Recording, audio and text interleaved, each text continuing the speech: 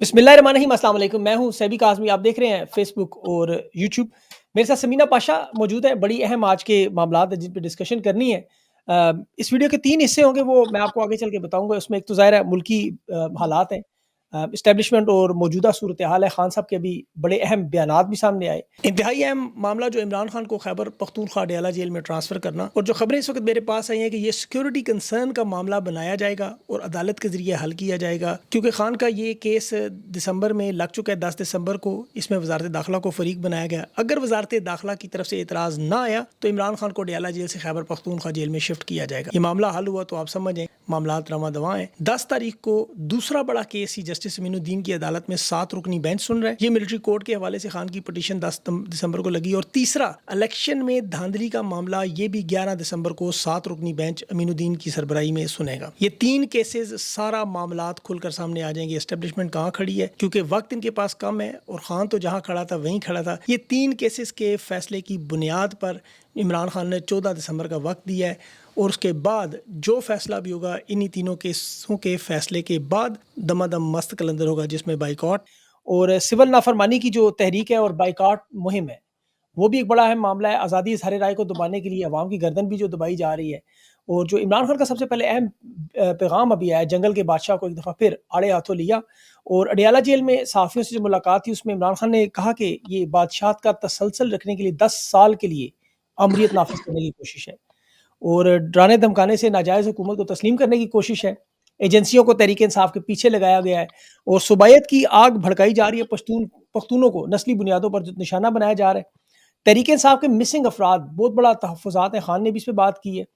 और इसके साथ साथ सुप्रीम कोर्ट के सीनियर जजेस से 9 मई और 26 नवंबर के जो मामलात हैं, उस पर कमीशन बनाने और नाहक जो सियासी असीरान इस वक्त कैद हैं, उन्हें रिहा करने का अगर मामला ना हुआ तो फिर सिविल नाफरमानी और बाइकॉट की तरफ, तरसीलात रोकने की तरफ मामला जाएगा। अस्पतालों से सीसीटीवी फुटेजेस और डाटा भी इकट्ठा किया जा रहा है।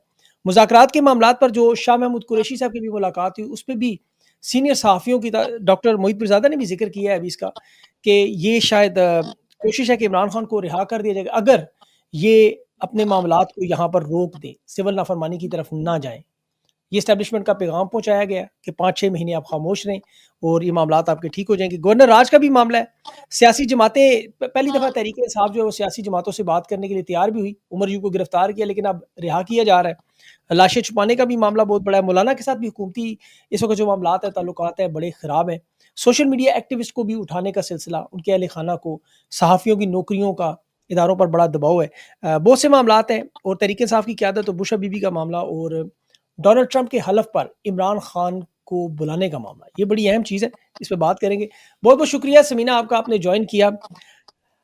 सबसे पहले तो ये बताएँ कि अभी इमरान खान साहब के जो सख्त बयानात आ रहे हैं, और जो सिविल नाफरमानी का उन्होंने डेडलाइन भी दी हुई है 13 दिसंबर तक, और 14 के बाद वो जलसा भी है पेशावर का, बाइकॉट मुहिम भी चल रही है। आप कैसे देखती हैं सब कुछ जो हो रहा है?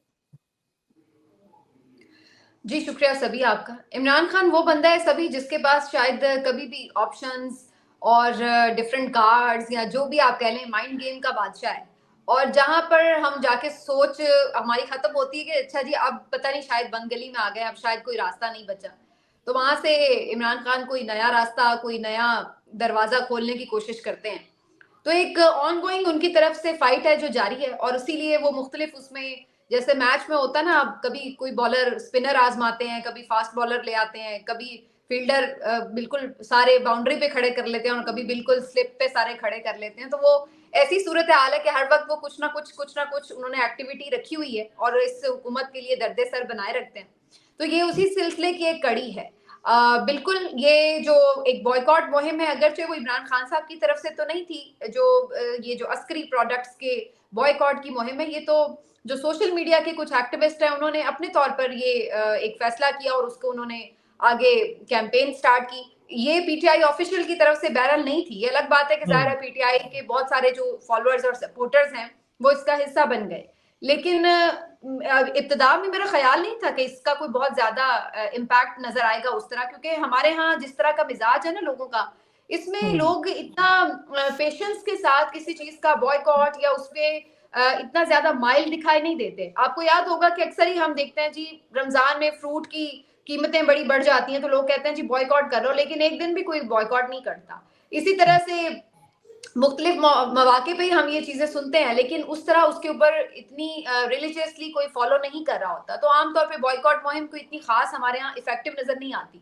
लेकिन पहली दफा ऐसा भी हमारे पास कोई आदाद शुमार तो नहीं है जिससे हम अंदाजा लगा सकें कि बाकी लोगों ने बॉयकॉट किया या नहीं किया, लेकिन ये जरूर है कि जो एस्टैब्लिशमेंट के मुख्तलिफ तर्जुमान हैं या उनके जो करीबी समझे जाने वाले सहाफ़ी हैं, उनकी तरफ से जिस तरह की उसके ऊपर रिस्पॉन्स आ रहा है, उससे ये अंदाजा हो रहा है कि कहीं ना कहीं उसने हिट तो जरूर किया है। माली तौर पर ना भी किया हो, माशरती तौर पर जरूर हिट किया है। यानी आपको ये बुरा लगता है कि आपके अपने लोग जो हैं वो इस तरह आपके साथ नफरत कर रहे हैं या आपसे बॉयकॉट करके अपने एहतजाज को रिकॉर्ड करा रहे हैं, तो इस हद तक तो कम से कम इसका इम्पैक्ट होगा, अगर माली तौर पर अभी बहुत ज्यादा ना भी हुआ हो।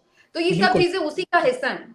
बिल्कुल, माली बायकॉट की मैं आपको एक फ़िगर दे देता हूँ। अभी इसराइली मसनूआत का मुझे बड़ी अच्छी तरह पता है, क्योंकि यहाँ वो ऑस्ट्रेलिया में उन्होंने ऐप बनाई हुई है जिसमें आपके साथ वो तमाम जो देख सकते हैं आप कौन-कौन सी मसनूआत इसराइली प्रोडक्ट्स हैं, लोग नहीं खरीदते। तो उससे बहुत सारे बड़े-बड़े बिज़नेसेस जो है ग्लोरिया जीन्स जैसे, मैकडॉनल्ड्स जैसे, ये अपने घुटनों पर आ गए हैं, जो कि मल्टी बिलियन डॉलर्स बल्कि हो सकता है ट्रिलियन तक चले गए हों, इतनी बड़ी वो इदारे हैं, वो परेशान है बड़े सख्त। तो इसका फ़र्क तो पड़ता है, बहुत बड़ी तादाद में पड़ता है। अच्छा ये बताएँ कि ये जो सिविल नाफरमानी का मामला खान साहब ने 2014 में भी किया था, बिल जलाया था, बताया था। लोगों को लगता है कि 2014 में खान की ताकत उस वक़्त जो आज 2024 से कंपेयर करें, तो बड़ा फ़र्क है, ज़मीन आसमान का फ़र्क है। तो इस दफ़ा सिविल नाफरमानी हुई तो क्या मामला होगा और आपको क्या लगता है? ये 2-3 चीज़ों का फ़र्क है। सिर्फ़ इमरान खान साहब की मकबूलियत का ही फ़र्क नहीं है, बल्कि 2-3 और चीज़ें बड़ी एड अप हो चुकी हैं। एक तो जी, डेफ़िनेटली ये बहुत बड़ा फ़र्क है कि इमरान खान साहब की मकबूलियत अब उस वक़्त के हिसाब से अब कहीं ज़्यादा है, कहीं-कहीं ज़्यादा है। तो एक तो ये चीज़ है। दूसरी एक बहुत बड़ी जो फैक्टर है वो है सोशल मीडिया का। उस दौर में इस हद तक सोशल मीडिया की वो सपोर्ट नहीं थी कैंपेनिंग के लिए जो अब इन्हें दस्तयाब है, और उसका हमने एक मिरेकल जो है वो आपने देखा है अभी 8 फरवरी के इलेक्शन में। और जी, तीसरी जो एक चीज एडअप हो चुकी है, वो हो चुकी है कि जो 2.5-3 साल से इस निजाम ने इस अवाम के साथ किया है, उसने जिस तरह लोगों की आंखें खोल दी हैं, तो जो इस वक्त हुँ, लोगों के जज्बात हैं वो उस वक्त 2014 में नहीं थे। तो ये 3-4 फैक्टर अब बड़े इंपॉर्टेंट हैं जो कि बदल चुके हैं। तो उसके नतीजे में क्या इस दफा कोई बॉयकॉट मुहिम के नताइज डिफरेंट होंगे? वो तो ज़ाहिर एक फ्लॉप मुहिम थी, किसी ने भी उस पे नहीं उस वक्त फॉलो किया था उसको। लेकिन इस दफा क्या हो सकता है, क्योंकि ये एक खामोश एहतजाज होता है बेसिकली। कोई भी आप अगर सिविल डिसोबीडियंस की तरफ जा रहे हैं या कोई बॉयकॉट मुहिम की तरफ जाते हैं, तो बेसिकली एक किस्म का एक लीस्ट आपका जो आप कर सकते हैं, ये उसका एक इजहार होता है कि आप बिल्कुल, बाहर नहीं निकलने दे रहे। जो उन्होंने खामोशी से पुरअमन तरीके से जाके वोट के जरिए चेंज लेके आने की कोशिश की, आपने उसको एक्सेप्ट नहीं किया। अदालतों को आपने बिल्कुल पैरालाइज कर दिया। तो उसके बाद अब लोगों के पास कोई ऑप्शन नहीं रहा, वो बाहर निकले तो उनको गोलियां मार दी गई।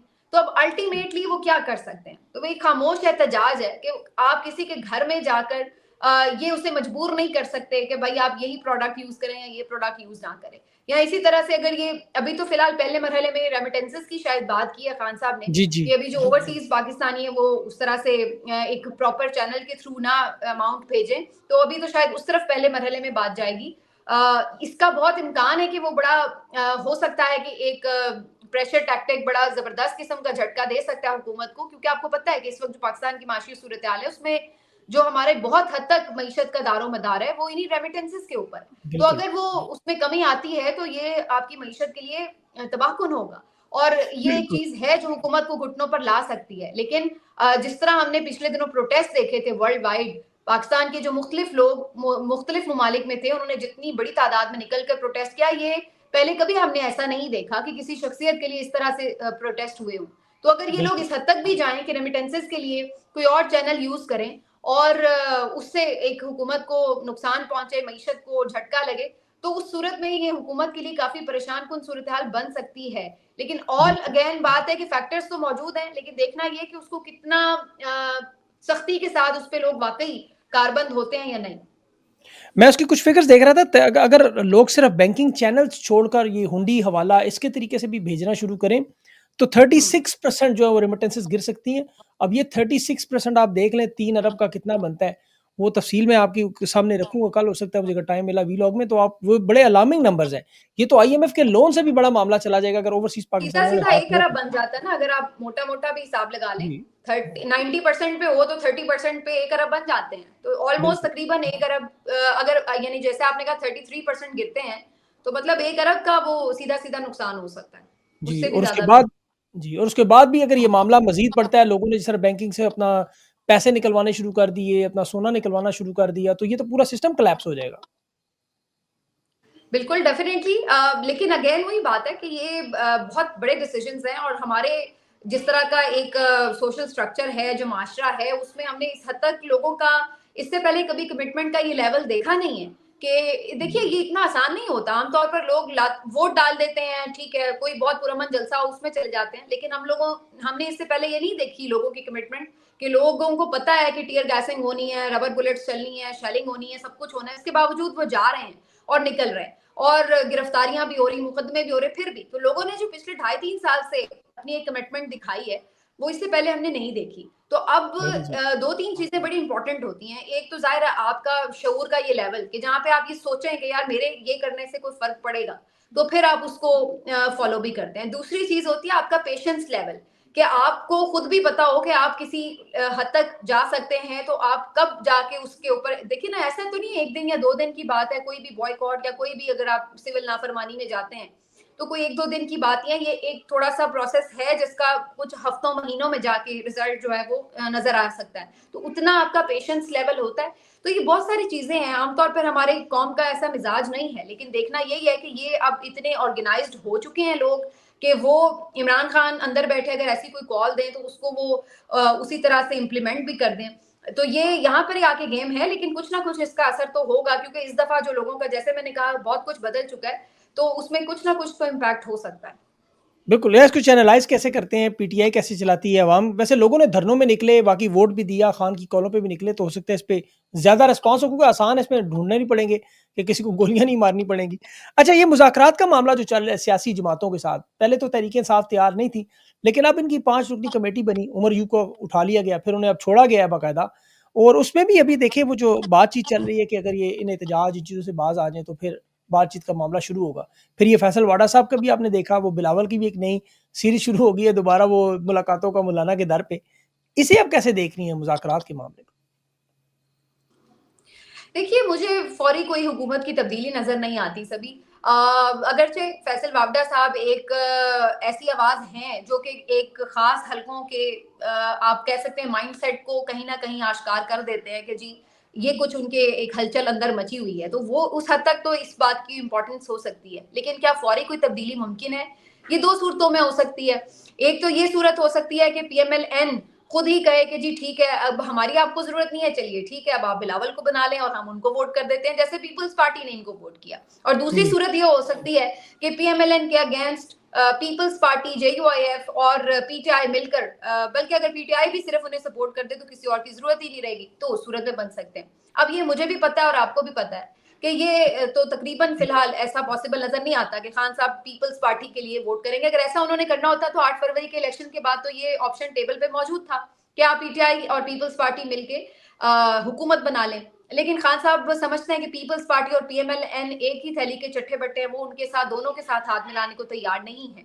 तो हुँ। इसलिए फिर एक पहली ऑप्शन ही रह जाती है जो कि है कि एन खुद ही अपनी रजामंदी के साथ ये तलाक ले ले, खुला जो इस्टेब्लिशमेंट से करवाना चाहते हैं फैसल वावड़ा साहब। तो अगर ऐसी कोई वो खुद ही रजामंदी से कर ले और कहे कि चलें जी अब आप दूसरी शादी कर ले, दूसरा निकाह कर ले, तो वो एक मुख्तलिफ सूरत हाल है। अदरवाइज मुझे तो इसका इम्कान नजर नहीं आता। जहां तक बिल पीटीआई के मुज़ाकरात की बात है, वो खान साहब ने बिल्कुल एक चूंकि अल्टीमेटम दिया, तो उन्होंने इससे पहले भी जब कभी भी इस तरह का कोई हार्श डिसीजन किया है, कोई सख्त डिसीजन किया है, तो उस वक्त पहले भी उन्होंने एक दफा बनाई थी कमेटी। लेकिन सच्ची बात ये कि इस हुकूमत को खुद ही सूट नहीं करता कि ये पीटीआई के साथ मुज़ाकरात करे, वरना कई मौके हो सकते थे जब गुडविल जेस्चर के तौर पर आप कुछ ऐसे स्टेप्स 1-2 ले सकते थे कि जहां पर पीटीआई को भी ये लगता कि नहीं अब आप सीरियस हैं अगर बातचीत के लिए तो बात आगे बढ़ाई जाए। लेकिन जैसा कि हम सब ने देखा कि ये कहा ज़रूर जाता है 1-2 टॉक शोज़ में आके, लेकिन उसके बाद कोई सीरियस एफर्ट पीएमएलएन की तरफ से कभी नज़र बिल्कुल, नहीं बिल्कुल। आई। बल्कि उसके मुज़ाकरात बरअक्स हमने ये देखा कि ज़्यादा ऐसे इक़दामात किए गए जो कि सियासी इंतकामी कार्रवाइयों के ज़िम्ने में आते हैं। और फिर मरियम नवाज़ साहिबा की जो ख्वाहिशात हैं, वो तो पिछले अभी 1-2 दिन पहले हमने देख ली, सुन ली कि वो तो टोटली अभी तक इस पॉइंट पर हैं कि जी कुचल दो, मार दो, फना कर दो, खत्म कर दो। तो वहां बस वो पर हाँ कैसे जी। कोई यकीन करे कि आप मुज़ाकरात के लिए संजीदा हैं? उनका वाक़ई माइंडसेट जो है वो बिल्कुल इस वक़्त मौजूदा एस्टेब्लिशमेंट की तरह है, वो भी यही बातें कर रहे हैं, तो वो शायद ऐसे लगता है कि प्याली में चाय पी रहे हैं। अच्छा ये तहरीक-ए-इंसाफ की क़यादत जो इस वक़्त, पेशावर जलसा भी और बुशरा बीबी भी एक्टिव हैं कि थोड़ी बहुत, इतनी तो नहीं, उन्होंने आज चेक-शेक आज दिए हैं जो वहाँ पे लोग शहीद हुए हैं। गंडापुर साहब का भी मामला है। इन दोनों चीज़ों को आप कैसे देख रही हैं कि जो लीडरशिप है वो अब 24 को उन्होंने मैदान में थी, जो सारा मामला हुआ आपको पता है। उसमें उसे मैं नहीं दोहराता, लेकिन अब आगे इनके लिए चैलेंजेस क्या होंगे और ये मोबिलाइज़ेशन किस तरह चलेगी?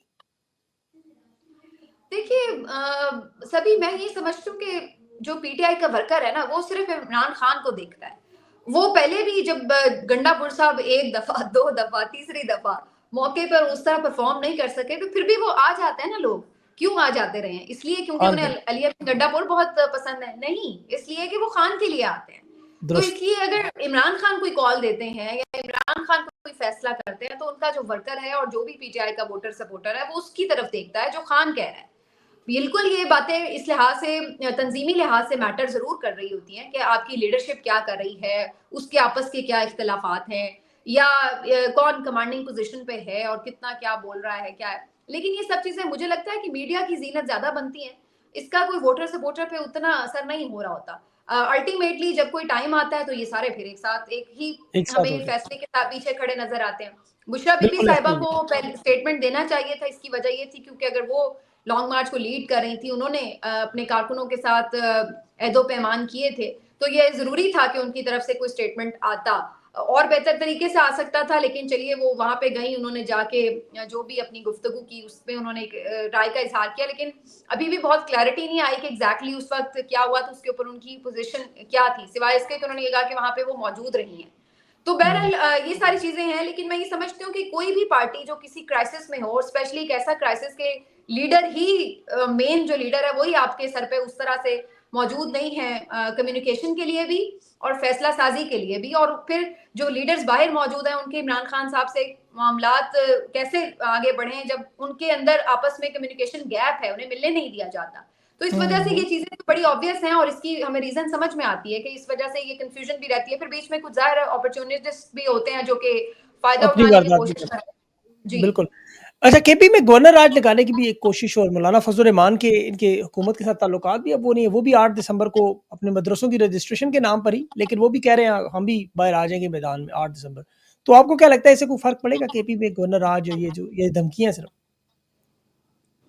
नहीं, नहीं मुझे तो लगता है कि जब 26 नवंबर का वाक़या हुआ तो उसके फ़ौरन बाद ये जानबूझ के उल्टा पीटीआई को अंडर प्रेशर करने के लिए और बैकफुट पर करने के लिए 2-3 ये फुलझड़ियाँ छोड़ी गई थी उस वक़्त डेलिब्रेटली जिसमें एक ये था कि बस जी पाबंदी लगाने लगे हैं, बस जी गवर्नर राज लगाने लगे हैं, बस जी ये और एकदम इतना बड़ा क्रैकडाउन भी किया। तो ये सब एक प्री प्लान्ड चीज़ थी कि ताकि इसके ऊपर जो है ज़्यादा बात ना हो सके और इनको ज़्यादा मज़लूम बनने का मौका ना दिया जा सके। मीडिया पर भी ज़्यादा डिस्कशन ये ना हो रही हो कि गोली चली या नहीं चली कितने लोग शहीद हुए या नहीं हुए, कितने लोग ज़ख्मी हुए, बल्कि डिस्कशन का रुख सारा इस तरफ मुड़ जाए कि ओहो! गवर्नर राज तो नहीं लगने लगा ये पीटीआई पे बैन तो नहीं लगने लगा। तो हुँ, लगना होता तो लग चुका होता लेकिन इसके लिए भी लीगली भी जो आपकी सूबाई असेंबली है उससे करारदाद मंजूर होनी होती है वो ज़ाहिर अभी पॉसिबल नहीं है वहाँ पे पीटीआई एक बहुत बड़ी अक्सरियत में है तो बज़ाहिर तो वहाँ पे कोई ऐसा सीन नहीं है।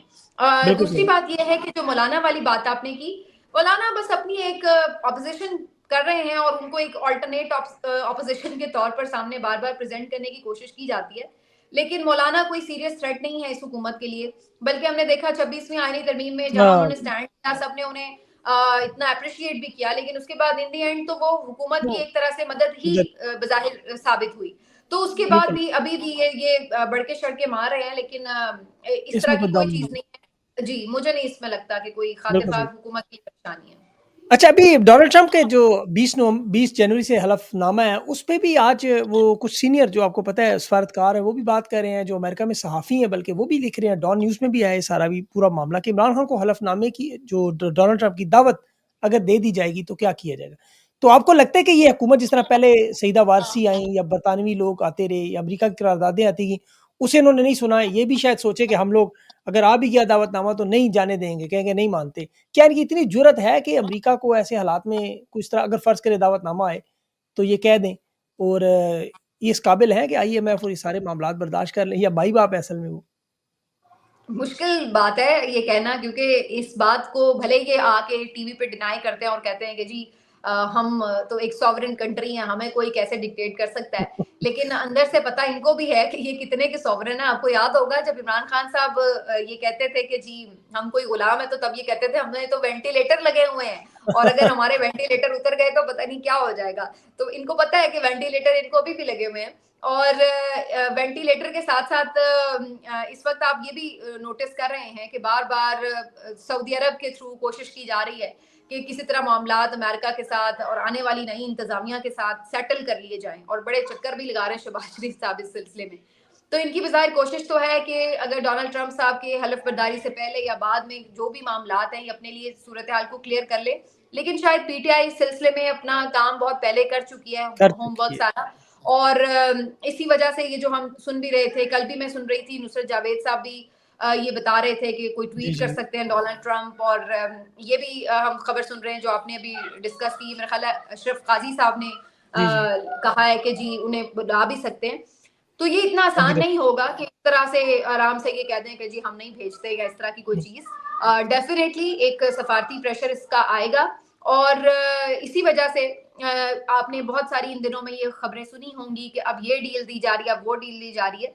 तो उसकी वजूहात भी यही हैं कि अगर इन्हें ये खदशा है कि किसी प्रेशर की वजह से इन्हें इमरान खान साहब को रिलीज़ करने की तरफ जाना पड़े, ये कड़वा घूंट पीना पड़े, तो उससे पहले ये उनके साथ कोई ना कोई सेटलमेंट, कोई इस तरह की चीज़ दे दें, जिससे ये 2 फ़ायदे हासिल करें। एक तो अपने लिए कुछ वक़्त हासिल कर लें, और दूसरा इमरान हुँ, खान के ऊपर ये लेबल लगा सकें कि देखें जी, ये तो डील अमेरिका ने करके आए हैं। निकलवाया। बिल्कुल, यस, बिल्कुल, ये कह तो दें कि वो अमेरिका इस ने वजह निकलवाया हमारी तरह, बिल्कुल सही कह रही हैं आप। हाँ, बिल्कुल, यानी कि उनका जो पूरा एक नुक्ता नज़र है जिसके ऊपर इमरान खान साहब अभी तक स्टैंड किए हुए हैं कि जी मैंने डील नहीं करनी, या मैंने कोई अपनी टर्म्स के ऊपर बात करनी है, उस तरह की चीज़, तो उसको भी ये डैमेज करना ज़रूर चाहेंगे कि अगर रिलीज़ करना ही पड़े तो उसको कम से कम थोड़ा-सा स्ट्रेन हम लगा दें ज़रूर कि जी हुँ, ये बता दें कि जी इस पे हमने तो हमारी मर्ज़ी से ही जो है वो हुआ है, जो भी हुआ है, और उसके पीछे ये वजह थी, जो भी। तो ये इस तरह की कोशिश हो सकती है, लेकिन स्ट्रेट अवे अगर कोई ये कहे कि उसको मना ही कर देंगे इस तरह, हाँ, इतनी ये थोड़ा-सा मुश्किल होगा इतना प्रेशर बर्दाश्त करना। बिल्कुल, ये इतनी इतनी मेरा नहीं ख़्याल कि इतनी ज़रूरत है। अच्छा, आखिरी बड़ा इम्पोर्टेंट सवाल, जो सोशल मीडिया एक्टिविस्ट हैं, उनकी फ़ैमिलीज़ को तंग किया जा रहा है, हरासा किया जा रहा है। अभी वो अलादीन के वालिद को उठाया, इससे पहले वो आसिफ़ हैं, उनके वालिद साहब को उठाया गया। इसके अलावा वो अहमद बोबक हैं, बहुत सारे और लोग हैं, वो जिमी विर्क हैं, बहुत सारे लोगों के अकाउंट्स भी बंद हो रहे हैं। इससे पहले ओवरसीज़ में भी आपको देखा, वो बहुत सारी ख़वातीन हैं, वो अकाउंट उनके बंद हुए। तो ये क्या इन इन लोगों की आवाज़ ख़ामोश करके, या इन लोगों के घर वालों को उठा के, क्या ये सारा मामला दबा लिया जाएगा? जैसे आपकी जॉब भी गई, इस तरह बहुत सारे और लोगों को भी इन्होंने फाइनेंशियली बड़ा तंग किया। हर तरह की फस्ताइयाँ जो है वो हम देख रहे हैं इस दौर में, जो हम सोच नहीं सकते थे।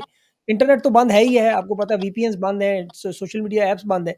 अब ये लोगों की आवाज़ें भी गर्दन पे हाथ रख के बंद करने की कोशिश है। तो इनसे क्या मामलात ये हल कर लेंगे? नहीं, देखिए सभी इस तरह अगर मामलात हल होने होते, तो जो पहले इनकलाब आए हैं या रेवोल्यूशंस आई हैं दुनिया में, या बहुत बड़े-बड़े मार्चेज़ हुए, तब्दीलियाँ आई, हुकूमतें गिरी, बनी, हर दौर में तो सोशल मीडिया मौजूद नहीं रहा ना। लेकिन इसके हुँ, बावजूद भी जब एक नज़रिया जन्म ले लेता है, तो फिर वो फैलता है, और वो किसी भी तरह फैलता है और लोगों के अंदर सराहियत कर जाता है। एक तो ये कि अब ये सारी चीज़ें इतनी क्लैरिटी से आ चुकी हैं कि अगर अब आप सब कुछ बंद भी कर दें, तो लोगों को पता है कि कौन क्या कर रहा है और क्यों कर रहा है और कैसे कर रहा है। लेकिन बिल्कुल। जहाँ तक ये बात है कि सोशल मीडिया, तो इस बात में तो कोई दो राय नहीं है, ये मुझे भी पता है और आपको भी पता है कि सबसे ज़्यादा जो इस वक़्त दर्द-ए-सर चीज़ बनी हुई है, वो सोशल मीडिया ही बनी हुई है। और इसी वजह से हर कोई एलामिया जारी होता है, कोई तकरीब होती है, कोई खिताब होता है, तो उसमें ख़ास तौर पर जो सोशल मीडिया से एक प्रॉब्लम है, उसका इज़हार किया जाता है। और ये जो अभी ताज़ा कार्रवाइयाँ हैं, ये उसी सिलसिले की एक कड़ी है कि पहले तो ये किया गया कि चलो टेक्निकली इंटरनेट स्लो करके या बिल्कुल बैन करके ऐप्स को, या इस तरीके से कोशिश की जाए इसको सॉर्ट आउट करने की, वो नहीं बना। तो अब ये दूसरा तरीका अपनाया गया है, जिसमें आपने राइटली पॉइंट आउट किया कि यहाँ के लोग तो फिर भी चूंकि जाहिर है पाकिस्तान में सूरत हाल मुख्तलिफ है, तो लोग थोड़ा सा कोशिश करते हैं कि एहतियात से काम लें। लेकिन चूंकि ओवरसीज पाकिस्तानी बहुत खुल खुला के बात करते हैं, तो फिर इन्होंने उसका ये तरीका निकाला है कि हालांकि ये कितनी देखिए गिरी हुई और खतरनाक और कितनी अब मैं क्या अल्फाज इस्तेमाल करूँ, ये किस किस्म की ज़लील हरकत है बेशर्मी। बहुत, वाक़ई बिल्कुल, बेशर्मी क्या की। आप अंदाज़ा लगाइए कि जिसने किया है या जिससे आपको कोई प्रॉब्लम हो, उसको आप नहीं पकड़ सकते, तो कोई भी बेगुनाह शख्स, उसका जो भी घर वाला है, कोई माँ है, कोई बाप है, कोई भाई है, चाचू है, भतीजा है, कोई है, जो हाथ लगे उसको उठा के और उसकी बाजू मरोड़ो और उसको ऊपर प्रेशर डालो। तो ये किस कदर शर्मनाक हरकत है, लेकिन हो बिल्कुल रही है। सही। और एक और जो इसमें सोशल मीडिया के ऊपर क्रैकडाउन की बात है, उसमें ये भी ये कर रहे हैं कि अब जो कानून साजियां की जा रही हैं, उसके तहत ये करेंगे कि जो यहाँ के लोग हैं, उनको भी मुकदमात की सूरत में उलझा के और कोशिश करेंगे कि दबाव डाला जाए। मेरा भी जो आपने अभी ज़िक्र किया ना, तो मेरा प्रोग्राम से कोई इश्यू नहीं था। मेरा भी यही प्रॉब्लम है कि जी सोशल मीडिया पर आप अगर बात कर रहे हैं, तो उस चीज़ से हिट होती है और उस चीज़ से जो है प्रॉब्लम होती है। तो इसी वजह से इस वक़्त हमें एक ओवरऑल क्रैकडाउन नज़र आता है। लेकिन देखिए आप एक के ऊपर करते हैं, 10 10 और और निकल अकाउंट से बात हो जाती है। आप 10 पे करेंगे तो 50 और अकाउंट से बात हो जाएगी। बात रुकती नहीं है। और नहीं ये रुकती। इस दौर में ऐसा ही है जैसे आप हवा को मुट्ठी में पकड़ने की कोशिश करें, या आप कहें कि मैं किसी तरह खुशबू का रास्ता रोक लूँ, तो सही या बात। आप ये कहें कि मैंने कोई फूल तोड़ लिया और अगला फूल नहीं अब उगेगा, तो ऐसा होता नहीं नहीं है। होता। जब कोई सवाल कुछ ही चीज़ें जो हैं उनके ऊपर आपका इख्तियार नहीं होता, लेकिन जब इंसान ताकत के ज़ोम में होता है तो वो ऐसे ही दीवार से सर टकराता है, तो टकरा लेने दें। बिल्कुल सही। अल्लाह ताला इन्हें हिदायत दे और पाकिस्तान के लोगों पर अपना रहम करम करे, किसी तरह इन लोगों से जान छूटे। पाकिस्तान भी देखें 2024 में अफ़सोस होता है दुनिया कहाँ से कहाँ पहुँच गई और ये कभी इंटरनेट बंद, कभी लोग उठा लो, कभी किसको गिरा हमेशा लो, कभी इसको नैरेटिव मार को ना सभी काउंटर नैरेटिव से ही आप काउंटर कर सकते हैं। आपके बिल्कुल सही। पास एक दलील है ना, आप उससे इत्तेफाक नहीं करते, आप उससे मजबूत और बेहतर दलील ले आए तो आप बात कर सकते हैं। लेकिन आप ये सोचें कि अगर आपके पास दलील नहीं है, मैं आपका गला दबा दूं, इस तरह बात नहीं रुकती। फिर तो ये वाजे हो जाता है कि इसका मतलब वही बात ठीक थी, इसीलिए आप गला दबाने पर मजबूर हुए हैं। तो ये इस बिल्कुल। वक्त ऐसी सूरत वो हाल है। बिलावल ने कहा ना लाठी से इस्तेहकाम लाएँगे। हालाँकि उसको ये देखिए कैसे बदबख्त लोग हैं कि उसके अपने नाना को लाठी से उन्होंने क्या-क्या किया। लेकिन वो लाठी से इनकलाब सॉरी इस्तेहकाम लाना चाहता है। समीना आपने अपना कीमती वक़्त दिया। मैं आपका बहुत मशकूर हूँ। इंशाअल्लाह आपके साथ दोबारा ज़रूर will be in touch. Thank you so much.